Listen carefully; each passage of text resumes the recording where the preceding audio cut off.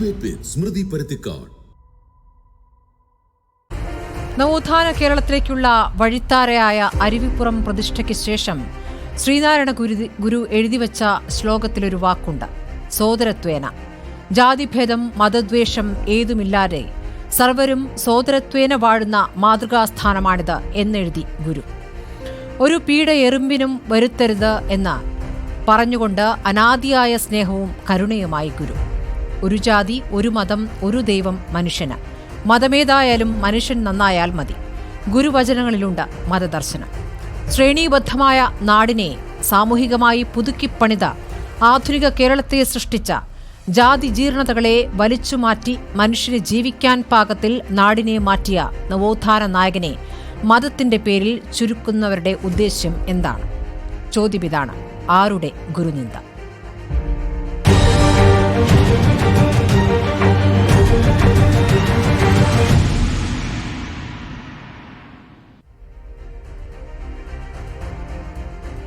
ചർച്ചയിൽ അതിഥികളായി N Sreekumar, M Jayachandran, അതോടൊപ്പം advocate S Jayasuryan BJP പ്രതിനിധി, ശ്യാംകുമാർ TS നിരീക്ഷകൻ.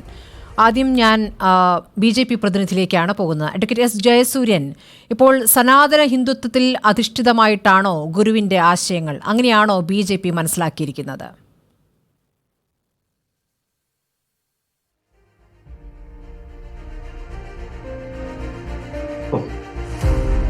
അവതാര പുരുഷനാണ് ശ്രീനാരായണ ഗുരുദേവൻ.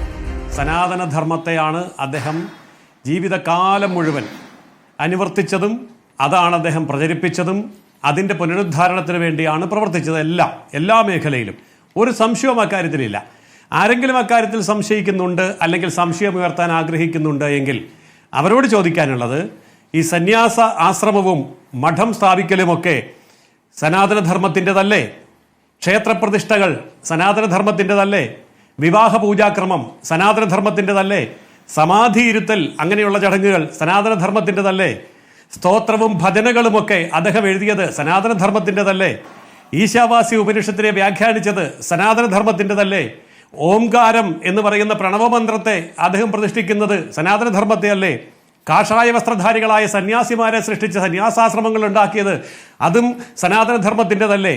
അപ്പോൾ സനാതനധർമ്മത്തിൻ്റെതായിട്ടുള്ള 28 ക്ഷേത്രങ്ങൾ പ്രതിഷ്ഠിക്കുകയും 29 സ്തോത്രകൃതികൾ അത് മുഴുവൻ ഹൈന്ദവ ദേവീദേവന്മാരെക്കുറിച്ച് അദ്ദേഹം സൃഷ്ടിക്കുകയും ചെയ്തപ്പോൾ അരുവിപ്പുറം പ്രതിഷ്ഠയും അതേപോലെയുള്ള വിപ്ലവകരമായ കാര്യങ്ങളും എല്ലാം തന്നെ സനാതനധർമ്മത്തിൻ്റെ സമുദ്ധാരണത്തിന് വേണ്ടി അദ്ദേഹം ചെയ്തതാണ്.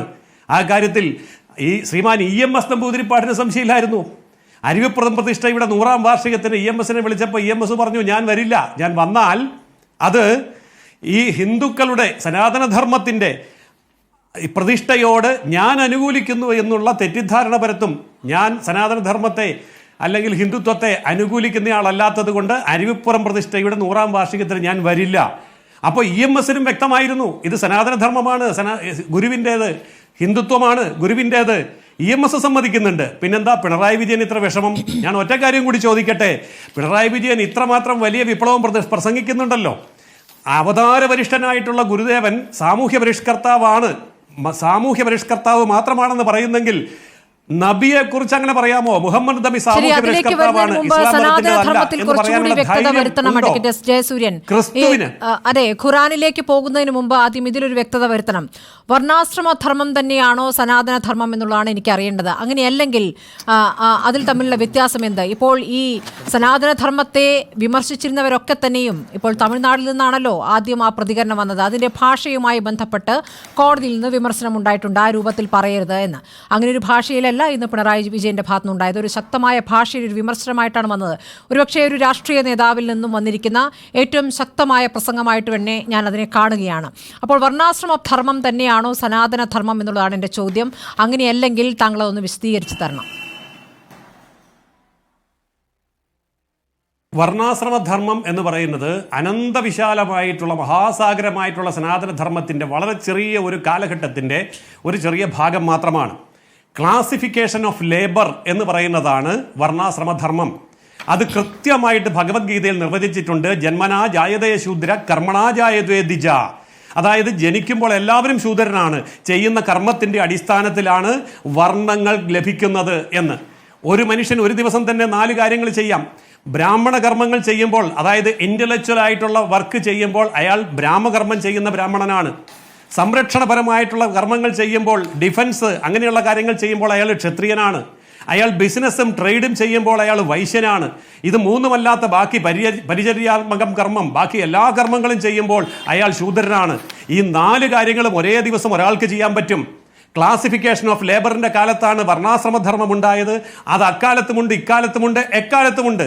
ഇന്ന് നമ്മൾ ക്ലാസ് 4, ക്ലാസ് 3, ക്ലാസ് 1, ക്ലാസ് 2 ജീവനക്കാരെന്ന് സർക്കാർ ജോലിക്കാരെ നിയമിക്കുന്നില്ലേ? അല്ലല്ല, വർണ്ണാശ്രമധർമ്മത്തിൽ അടിസ്ഥാനമായിട്ടായിരിക്കണം. അതായത് ജനിക്കുമ്പോൾ അവരുടെ ജാതിയുമായി ബന്ധപ്പെട്ട കുലത്തൊഴിൽ അതിൽ തുടരണം എന്നതാണോ നിങ്ങൾ ഉദ്ദേശിക്കുന്ന ആശയം? അല്ല, ഒരിക്കലുമല്ല. അത് ഘടകവിരുദ്ധമാണ്. ഘടകവിരുദ്ധമാണ്. ഞാൻ പറഞ്ഞല്ലോ, ജനിക്കുമ്പോൾ വർണ്ണങ്ങളില്ല, കർമ്മം ചെയ്യുമ്പോഴാണ് വർണ്ണങ്ങൾ ഉണ്ടാകുന്നത്. അപ്പോൾ ഒരാൾ ചെയ്യുന്ന കർമ്മം അനുസരിച്ചാണ് അയാൾക്ക് വർണ്ണമുണ്ടാവുന്നത്, അല്ലാതെ ജന്മം കൊണ്ടല്ല കർമ്മം ഉണ്ടാവുന്നത്. ഒരു സംശയവും വേണ്ട, അത് തെറ്റായ വ്യാഖ്യാനമാണ്. ശരി, ശ്രീ ജയേന്ദ്രൻ തെറ്റായി വ്യാഖ്യാനിച്ചുകൊണ്ട് ഗുരുവിനെ നിന്ദിക്കുകയാണ് ചെയ്തത് എന്നാണ് BJP ഇന്ന് പറഞ്ഞത്. ഇന്ന് വി മുരളീധരന്റെ പ്രതികരണവും കണ്ടല്ലോ. ഗുരുവിനെ സനാതനധർമ്മത്തിന്റെ ശത്രുവാക്കുന്നു. ഗുരു സനാതനധർമ്മം തന്നെയാണ്, അതിൻ്റെ ഭാഗമായിട്ടുള്ള ആശയങ്ങളാണ് ഗുരുവിൻ്റെതായി പുറത്തേക്ക് വന്നിട്ടുള്ളതെന്ന് പറയുന്നു. പക്ഷേ നിങ്ങളുടേത് ഒരു കമ്മ്യൂണിസ്റ്റ് പ്രചാര വേലയാണ്. ഗുരുവിനെ സനാതനധർമ്മത്തിന്റെ ശത്രുവാക്കുന്ന കമ്മ്യൂണിസ്റ്റ് വേല എന്നുള്ളതാണ് വി മുരളീധരന്റെ വാചകം. ശ്രീ ജയേന്ദ്രൻ. അതെ, പിന്നെ വാദത്തിന് വേണ്ടി ഞാനത് അങ്ങ് അംഗീകരിച്ചു തരികയാണ് ആദ്യമേ, അദ്ദേഹത്തിന്റെ വാദം സ്മൃതി. പക്ഷെ ഒരു മറുപടി പറയണം. വി മുരളീധരൻ ഈ ചർച്ചയില്ലാത്തതുകൊണ്ട് അഡ്വക്കേറ്റ് ശ്രീ എസ് ജയസൂര്യൻ പറഞ്ഞാൽ മതിയാവും. കാരണം ആരാണ് ശിവഗിരി ശ്രീനാരായണ ധർമ്മസംഘം ട്രസ്റ്റിന്റെ പ്രസിഡന്റായിട്ടുള്ള സ്വാമി സച്ചിദാനന്ദ? അദ്ദേഹം മാർക്സിസ്റ്റ് പാർട്ടിയുടെ മെമ്പറല്ല, എൻ്റെ അറിവിൽ ഒരു പാർട്ടിയുടെയും മെമ്പറല്ല. അദ്ദേഹം ഇന്ന് എന്താണ് പറഞ്ഞത്? അദ്ദേഹം പറഞ്ഞെടുത്തുനിന്ന് വേണം തുടങ്ങാൻ. അധ്യക്ഷ പ്രഭാഷണം നടത്തിയത് സ്വാമി ആയിരുന്നല്ലോ, ട്രസ്റ്റിന്റെ പ്രസിഡന്റ് ആയിരുന്നല്ലോ. അത് കഴിഞ്ഞിട്ടാണ് മുഖ്യമന്ത്രിയുടെ ഉദ്ഘാടന പ്രസംഗം നടന്നത് ശിവഗിരിയിൽ. അദ്ദേഹം എന്താണ് പറഞ്ഞത്? ക്ഷേത്രങ്ങൾക്കുള്ളിൽ പുരുഷന്മാരെ വസ്ത്രം ധരിപ്പിച്ച് പ്രവേശിപ്പിക്കണം, അതിനുവേണ്ടി ഒരു ശക്തമായ നിലപാട് മാറ്റം നമ്മുടെ സമൂഹത്തിൽ ഉണ്ടാവേണ്ടതിന്റെ ആവശ്യകത എന്താണ് എന്ന് മാത്രമല്ല, എന്തുകൊണ്ടാണ് ഈ ഒരു പുരുഷന്മാരെ വസ്ത്രം ധരിക്കാതെ, മേൽവസ്ത്രം ധരിക്കാതെ അകത്ത് കയറ്റാത്തത് എന്നുള്ളതിന്റെ കാരണവും അദ്ദേഹം കൃത്യമായി തന്നെ വിശദീകരിച്ചിട്ടുണ്ട് ഈ ഇന്നത്തെ അധ്യക്ഷ പ്രസംഗത്തിൽ സ്മൃതി. അത് പറയുന്നത് ഈ ക്ഷേത്രത്തിനുള്ളിൽ കയറുന്നവർ ബ്രാഹ്മണൻ ആണോ അല്ലയോ എന്ന് അറിയണമെങ്കിൽ എന്തു വേണം? പൂണൂലുണ്ടോ എന്ന് മനസ്സിലാവണം. പൂണൂലുണ്ടോ എന്ന് മനസ്സിലാവണമെങ്കിൽ മേൽവസ്ത്രം ഉണ്ടെങ്കിൽ കഴിയില്ലല്ലോ. അതുകൊണ്ട് മേൽവസ്ത്രം മാറ്റിയാൽ പൂണൂലുണ്ടെങ്കിൽ അറിയാം, ബ്രാഹ്മണനാണോ അല്ലയോ എന്ന് തിരിച്ചറിയാം. അത് നടപ്പാക്കാൻ വേണ്ടിയിട്ടാണ് ഈ മുൻകാലങ്ങളിൽ രാജഭരണകാലത്ത് ഈ പരിപാടി കൊണ്ടുവന്നത്. ആരാണ് കൊണ്ടുവരുന്നത്? അതിന്റെ കാര്യവും അദ്ദേഹം വിശദമായി തന്നെ പറയുന്നുണ്ട്. അപ്പോ ഈ ഇത്തരം ആ ഒരു പ്രവണതയ്ക്ക് അതൊരു പ്രവണതയായിട്ട് നിലനിൽക്കുന്നു എന്ന് തന്നെ സ്വാമി പറയുകയാണ്. അതാണ് മാറേണ്ടത്, ഇപ്പൊ ഉടനെ മാറേണ്ടത്. അപ്പം പിന്നീട് സ്വാമിയുടെ അധ്യക്ഷ പ്രസംഗം കഴിഞ്ഞാണല്ലോ മുഖ്യമന്ത്രി വേദിയിലേക്ക് ഒന്ന് ഉദ്ഘാടന പ്രസംഗം നടത്തുന്നത്.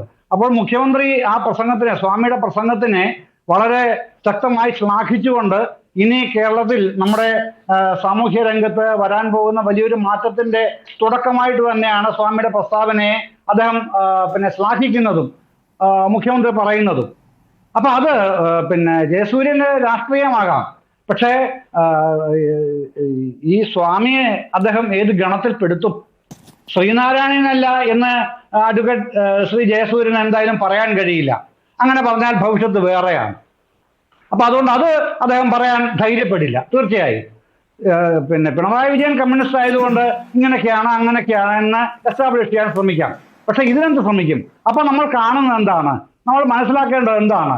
അവിടെ ശിവഗിരി എന്ന ആധ്യാത്മിക കേന്ദ്രത്തിൽ ശ്രീനാരായണ ഗുരുവിന്റെ ദീപ്തസ്മരണകൾ നിൽക്കുന്ന ആ കേന്ദ്രത്തിൽ എന്ത് സന്ദേശമാണ് ഉയരേണ്ടത് എന്നത് സംബന്ധിച്ച് ശിവഗിരി ധർമ്മസംഘം ട്രസ്റ്റിന് ഒരു കാഴ്ചപ്പാടുണ്ട്.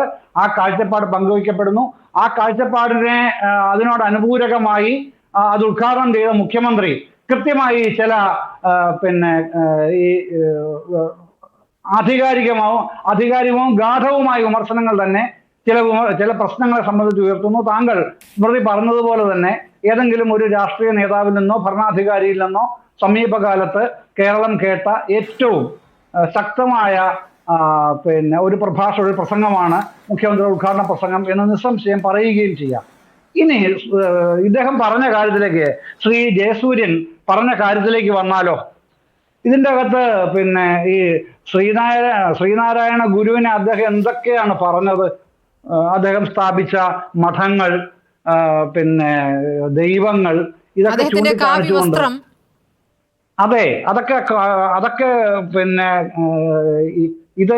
ഇതൊക്കെയാണ് ശ്രീനാരായണ ഗുരുവിന്റെ ട്രഡീഷൻ എന്ന് സ്ഥാപിക്കുന്ന എത്രമേൽ തുച്ഛമാണ് ഇവരുടെയൊക്കെ മനസ്സുള്ള ശ്രീനാരായണ ഗുരുവിന്റെ ആശയാദർശങ്ങൾ എന്നുള്ളതിൽ ഇതിനേക്കാളും വലിയ തെളിവ് വേണ്ട. പല മതസാരവുമേകം എന്നൊരൊറ്റ വാക്ക് മതി ശ്രീ ജയസൂര്യൻ ഈ പറഞ്ഞത് മുഴുവനും ഒറ്റയടിക്ക് റദ്ദാക്കാനായിട്ട്. അവരുടെ ഗുരുവിന്റെ ഒരൊറ്റ പ്രയോഗം മതി. പല മതസാരവുമേകം ശ്രീ ജയസൂര്യൻ, താങ്കളുടെ സർവ ആരോപണങ്ങളും റദ്ദാക്കപ്പെടുകയാണ് ആ ഒരൊറ്റ പ്രയോഗത്തിൽ ഗുരുവിന്റെ. അത് ഗുരു എന്നാണ് പറഞ്ഞത്? എത്ര കാലം മുമ്പാണ് പറഞ്ഞത്? ആ ഗുരുവിനെയാണ് നിങ്ങൾ ഇവിടെ അപഹസിക്കുന്നത്. എന്നിട്ട് പറയുകയാണ് മുരളീധരൻ, മുൻ കേന്ദ്ര സഹമന്ത്രി, അവിടെ 2 ദിവസം മുമ്പ് ഇന്ന് 2 ദിവസം മുമ്പ് പറഞ്ഞ തുടർച്ചയായിട്ട് പറയാണ് ശ്രീനാരായണീയരെ ആകെ അവഹേളിക്കുകയാണ് മുഖ്യമന്ത്രി ശ്രീ പിണറായി വിജയൻ. എന്തുകൊണ്ടാണ് ട്രസ്റ്റ് പ്രസിഡന്റിന്റെ കാര്യം മുരളീധരൻ പറയാൻ ധൈര്യം വരാഞ്ഞത്? ഇപ്പൊ ശ്രീ ജയസൂര്യനും ധൈര്യം വരാത്തത് എന്തുകൊണ്ടാണ്? പറയില്ല, നിങ്ങൾക്കത് പറയാൻ കഴിയില്ല. അങ്ങനെ പറയുകയാണെങ്കിൽ താങ്കളുടെ അടുത്ത ഘട്ടത്തിൽ അത് പറയണം. ഞാൻ ഈ പറഞ്ഞത് കരുതുകയാണ്. താങ്കളുടെ മറുപടി അതിൽ വേണം. 1916 പ്രബുദ്ധ കേരള പത്രത്തിൽ ശ്രീനാരായണ ഗുരു പറഞ്ഞതായി പ്രസിദ്ധപ്പെടുത്തിയത് നാം പ്രത്യേക ജാതിയിലോ മതത്തിലോ ഉൾപ്പെടുന്നില്ല എന്ന് തന്നെയാണ്. ഞാൻ ശ്രീ ശ്യാംകുമാറിലേക്കും ശ്രീ എൻ ശ്രീകുമാറിലേക്കും വരാം. ചർച്ചയിലേക്ക് ശ്രീ ശ്യാംകുമാർ TS. ഇപ്പോൾ ഒരു ജാതി, ഒരു മതം, ഒരു ദൈവം മനുഷ്യന് എന്നാണ് ഗുരു പറഞ്ഞത്. ഗുരു ദൈവമാണ് എന്നാണ് വെള്ളാപ്പള്ളി പറയുന്നത്. ഗുരുവിനെ കമ്മ്യൂണിസ്റ്റാക്കാൻ ശ്രമിക്കുന്നു എന്നാണ് BJP പറയുന്നത്. യഥാർത്ഥത്തിൽ ഗുരു ആരാണ്?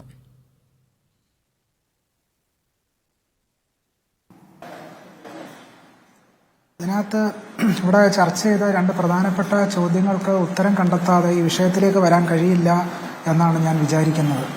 അതിൽ ഒരു പോയിന്റിനെ ക്ലാരിറ്റി വരുത്തുന്നതിലൂടെ മാത്രമേ ഈ ചർച്ചയ്ക്ക് പ്രാധാന്യമുള്ളൂ എന്ന് ഞാൻ കരുതുന്നു. അതിലൊന്ന്, എന്താണ് സനാതന ധർമ്മം എന്ന ആശയം എന്ന് നമ്മൾ പരിശോധിക്കണം. 2 ഉദാഹരണങ്ങൾ അതിലേക്ക് ഞാൻ ചൂണ്ടിക്കാട്ടാം. ഒന്ന്, ശങ്കരാചാര്യരെയാണല്ലോ അദ്വൈത സിദ്ധാന്തത്തിന്റെ മഹാസ്ഥാപകനായിട്ട് കരുതുന്നത്. ശങ്കരാചാര്യർ എന്താണ് ധർമ്മം എന്ന് വളരെ കൃത്യമായിട്ട് ശങ്കരൻ ഗീതാഭാഷ്യത്തിൽ വ്യക്തമാക്കുന്നുണ്ട്. അദ്ദേഹം പറയുന്നു, സധർമ്മോ ബ്രാഹ്മണാദ്യർ വർണ്ണഭിരാശ്രമിഭിശ്ച ശ്രേയോ അർത്ഥിഭിഹി അനുഷ്ഠീയമാനോ ദീർഘേണ കാലേന എന്നിങ്ങനെ പറയുകയാണ് ശങ്കരൻ പറയുന്നത്, ഭഗവാൻ വാസുദേവൻ അവതരിക്കുന്നത് തന്നെ ബ്രാഹ്മണ്യത്തിന്റെയും ബ്രാഹ്മണത്വത്തിന്റെയും രക്ഷയ്ക്കായിട്ടാണെന്ന് പറയുന്നു. അതിനുശേഷം അദ്ദേഹം വ്യക്തമാക്കുന്നുണ്ട്, ഗീതയിൽ പറയുന്നത്, ശൂദ്രാണാം അസമാസകരണം ഏകജാതിത്വേ സതി വേദ അനധികാരാത്. ശൂദ്രൻ ഏകജാതിയായതുകൊണ്ട് ഉപനയനം കഴിക്കാത്തതുകൊണ്ട് അദ്ദേഹത്തിന് വേദത്തിന് അധികാരമില്ല എന്ന് ശങ്കരൻ പറയുന്നു. ഇത് ധർമ്മമാണ്. ശങ്കരന്റെ അഭിപ്രായത്തിൽ ഇതാണ് ധർമ്മം. അതുകൂടാതെ ശങ്കരൻ പറയുന്നത്, ശൂദ്രന്മാർ സഞ്ചരിക്കുന്ന പട്ടടയാണ്, അവർക്ക് വേദോപദേശം ചെയ്യാൻ പാടില്ല, അവർ വേദം പഠിക്കാൻ പാടില്ല എന്നാ പറയുന്നത്. ഇതേ ഗീതയിൽ തന്നെയാണ് സ്ത്രീകളും വൈശ്യരും ശൂദ്രരും പാപയോനികളാണെന്ന് പറയുന്നത്. ഇവരെ പാപയോനികളാണെന്ന് ശങ്കരൻ വളരെ കൃത്യമായിട്ട് ഭഗവത്ഗീതയുടെ ഭാഷ്യത്തിൽ പറയുന്നു.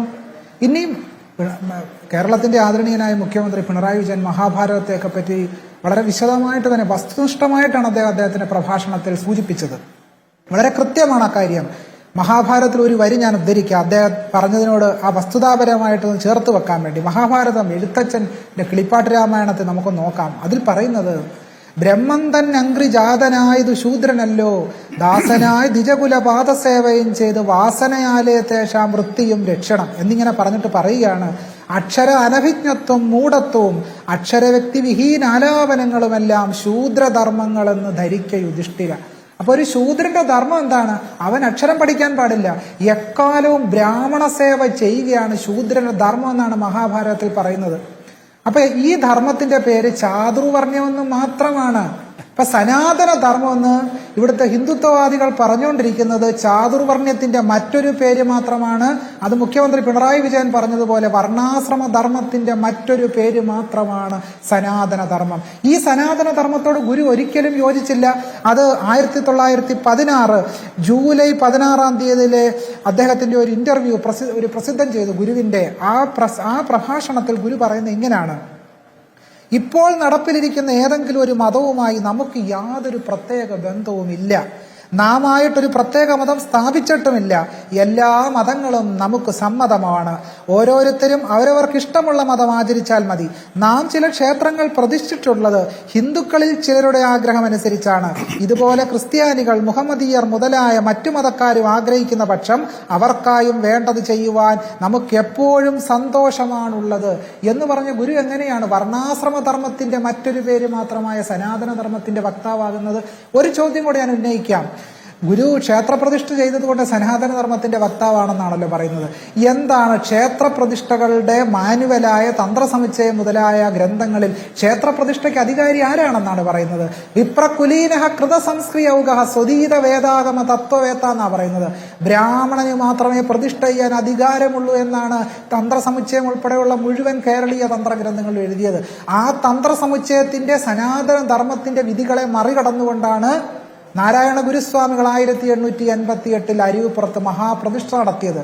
പാവങ്ങളുടെ ദുഃഖം ശമിപ്പിക്കുന്നതിന് വേണ്ടിയാണ് അദ്ദേഹം പ്രതിഷ്ഠ നടത്തിയത്. തന്ത്രസമുച്ചയം അനുസരിച്ചാണെങ്കിൽ ഗുരുവിന് പ്രതിഷ്ഠ നടത്താൻ കഴിയില്ല. തന്ത്രസമുച്ചയം അനുസരിച്ചാണെങ്കിൽ അദ്ദേഹത്തിന് കണ്ണാടി പ്രതിഷ്ഠിക്കാൻ കഴിയില്ല. തന്ത്രസമുച്ചയവും ശേഷസമുച്ചയവും കുഴിക്കാട്ട് വച്ച് ഈ ബ്രാഹ്മണന്മാർ എഴുതിക്കൂട്ടിയ മനുസ്മൃതിയും ഒക്കെ അനുസരിച്ചാണെങ്കിൽ ഗുരുവിന് ഒരിക്കലും പ്രതിഷ്ഠ നടത്താൻ കഴിയില്ല. അതുകൊണ്ട് സാക്ഷാൽ കേരളത്തിന്റെ ആചാര്യനായ മഹാഗുരു അദ്ദേഹം ഈ വർണ്ണാശ്രമ ധർമ്മത്തെ, സനാതന ധർമ്മത്തെ ഉല്ലംഘിച്ചുകൊണ്ടാണ് അദ്ദേഹം ക്ഷേത്രപ്രതിഷ്ഠകൾ നിർവഹിച്ചത്. ഇവിടെ ഉന്നയിച്ചൊരു പ്രധാനപ്പെട്ട ചോദ്യം കൂടി ഉണ്ടല്ലോ, അതിനും കൂടെ ഞാൻ മറുപടി പറയാൻ എനിക്ക് അല്പസമയം തരണം.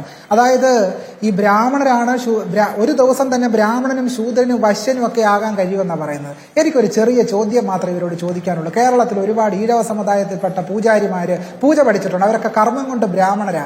എന്തുകൊണ്ടാണ് കർമ്മം കൊണ്ട് ബ്രാഹ്മണനായി, ഞാൻ കോട്ടൻകോട്ടിലെ കർമ്മം കൊണ്ട് ബ്രാഹ്മണൻ പറയും, എന്തുകൊണ്ടാണ് ഈഴവ സമുദായത്തിൽപ്പെട്ട ഒരു പൂജാരിക്ക് ഇന്നും ശബരിമല മേൽശാന്തിയാകാൻ കഴിയാത്തത്? എന്തുകൊണ്ടാണ് ഗുരുവായൂർ ക്ഷേത്രത്തിൽ പാചകക്കാരനാകാൻ അപേക്ഷ ക്ഷണിക്കുമ്പോൾ പോലും അത് മലയാള ബ്രാഹ്മണനാകണമെന്നാണ് പറയുന്നത്? അപ്പോൾ ഇവരുടെയൊക്കെ ഈ കർമ്മബ്രാഹ്മണ്യവാദം എത്രമാത്രം അസംബന്ധമാണ് എന്ന് ഇതിൽ കൂടുതൽ തെളിയിക്കപ്പെടേണ്ടതായിട്ടുണ്ടോ? അതുകൊണ്ട് ഈ വാദങ്ങളെയെല്ലാം ഈ വർണ്ണാശ്രമ ധർമ്മത്തിന്റെ മറ്റൊരു പേര് മാത്രമായ സനാതന ധർമ്മത്തെ കടപുഴക്കി എറിഞ്ഞുകൊണ്ടും ചോദ്യം ചെയ്തുകൊണ്ടുമാണ് നാരായണ ഗുരുസ്വാമികൾ സോദരത്വേന വാഴുന്ന മാതൃകാസ്ഥാനം എന്ന് എഴുതിയത്. കാരണം വർണ്ണാശ്രമ ധർമ്മം അനുസരിച്ച് സാഹോദര്യമില്ല. അത് മനുഷ്യരെ പലതായി വേർതിരിക്കുന്നു, മനുഷ്യർക്കിടയിൽ വിദ്വേഷം നിറയ്ക്കുന്നു. ബ്രാഹ്മണനാറ്റ് ഏറ്റവും മുകളിലെന്നും ശൂദ്രൻ പാദസേവ ചെയ്യേണ്ടവനാണെന്നും വർണ്ണാശ്രമ ധർമ്മം പറയുന്നു. ഗുരു അതിനെ അംഗീകരിക്കുന്നില്ല. ശരി, ശ്രീ എൻ ശ്രീകുമാറിലേക്ക് വരാം. ഇടവേള മടങ്ങിയെത്താം. ശ്രീ എൻ ശ്രീകുമാർ, മലേറിയയും ഡെങ്കിയും പോലുള്ള രോഗമാണ് സനാതന ധർമ്മം എന്ന് പറഞ്ഞത് ഉദയനിധി സ്റ്റാലിനാണ്. അത് പറഞ്ഞിരുന്നത് അറിയാമല്ലോ, കഴിഞ്ഞ ലോക്സഭാ തെരഞ്ഞെടുപ്പ് കാലത്താണ് അത് പറഞ്ഞിരുന്നത്. അതിനുശേഷം സുപ്രീം കോടതി അതിന്മേൽ ഒരു മറുപടി നൽകി. സുപ്രീം കോടതിയുടെ വിമർശനമുണ്ടായി, അഭിപ്രായ സ്വാതന്ത്ര്യത്തിനുള്ള അവകാശം ദയാനിധിമാരൻ ദുരുപയോഗം ചെയ്തു എന്നുള്ളത്. ആ ഘട്ടത്തിലും അന്ന് ഇന്ത്യ സഖ്യത്തിന്റെ ഭാഗമായുള്ള പാർട്ടികളെല്ലാം തന്നെ ആ വിവാദത്തിൽ നിന്ന് അല്പം വിട്ടു നിൽക്കാനാണ് ശ്രമിച്ചിട്ടുള്ളത്. ഇന്നിപ്പോൾ ഈ ഘട്ടത്തിൽ ആ രൂപത്തിലുള്ള വിമർശനമല്ല പിണറായി വിജയന്റെ ഭാഗത്തുനിന്ന് വന്നിട്ടുള്ളത്. യഥാർത്ഥത്തിൽ ഗുരുവുമായി ബന്ധപ്പെട്ട് ഗുരുവിനെ വ്യാഖ്യാനിക്കുന്നതിലുള്ള കുഴപ്പങ്ങൾ ചൂണ്ടിക്കാണിച്ചുകൊണ്ടാണ് പിണറായി വിജയന്റെ പ്രസംഗം വന്നിരിക്കുന്നത്. ഈ ശിവഗിരി തീർത്ഥാടനം തന്നെ ഇത്തരത്തിലുള്ള ചർച്ചകൾക്കുള്ളൊരു വേദിയായിട്ടാണ് നേരത്തെ ഗുരു തന്നെ അതിനെ വിഭാവനം ചെയ്തിട്ടുള്ളതെന്നാണ് ഞാൻ മനസ്സിലാക്കുന്നത്. അപ്പോൾ ഇപ്പോഴത്തെ പ്രതികരണം, BJP അതിനെ കാണുന്നത്, ഇതിലെവിടെയാണ് കോൺഗ്രസ് നിൽക്കുന്നതെന്നറിയാനൊരു കൗതുകമുണ്ട്.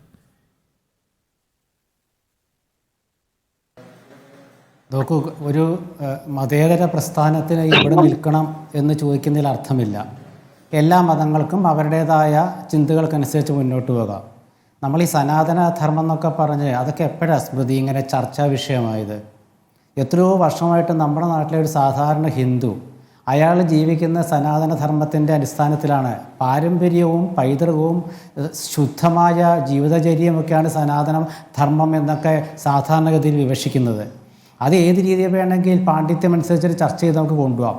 പക്ഷേ ഇന്നത്തെ വിഷയത്തിൽ അധിഷ്ഠിതമായിട്ട് നിൽക്കുകയാണെങ്കിൽ മുഖ്യമന്ത്രി പിണറായി വിജയൻ ശിവഗിരി തീർത്ഥാടനവുമായി ബന്ധപ്പെട്ട് നടത്തുന്ന പ്രസംഗത്തിൽ ശിവഗിരി തീർത്ഥാടനവുമായി ബന്ധപ്പെട്ടുള്ള ആരൊക്കെയാണോ അവരെക്കുറിച്ചാണ് പറയുക. അപ്പോൾ അവിടെ സച്ചിദാനന്ദ സ്വാമി ഒരഭിപ്രായം പറഞ്ഞു. സ്വാമിയുടെ അഭിപ്രായം എത്രത്തോളം ശരിയാണെന്നുള്ള വേറെ വിഷയം, എനിക്കതിനോട് ഒട്ടും യോജിക്കാൻ പറ്റുന്നില്ല.